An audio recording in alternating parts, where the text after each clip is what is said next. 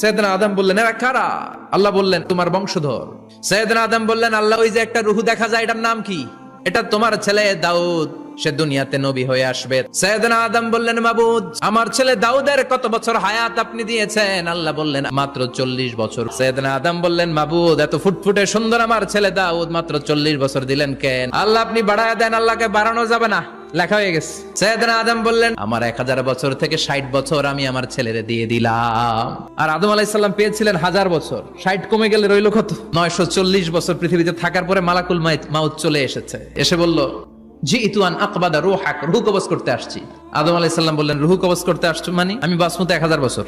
মালাকুল মাউত বললেন, না না, ওই যে আগের কথা স্মরণ করেন, আপনি 60 বছর দিয়া দিয়েছিলেন। কয়, না, আমি দেই নাই। মালাকুল মাউত বলে, আল্লাহ, ঘটনা দেখেন, দিয়া কয় দেই নাই। আল্লাহ কয়, থাক, কথা কইস না, আয়া পর। ভুলে গেছেন উনি। সেদিন থেকে আল কিতাব ওয়া শুহুদ, মানে লিখে রাখার সিস্টেম আর সাক্ষীর সিস্টেম চালু হয়েছে।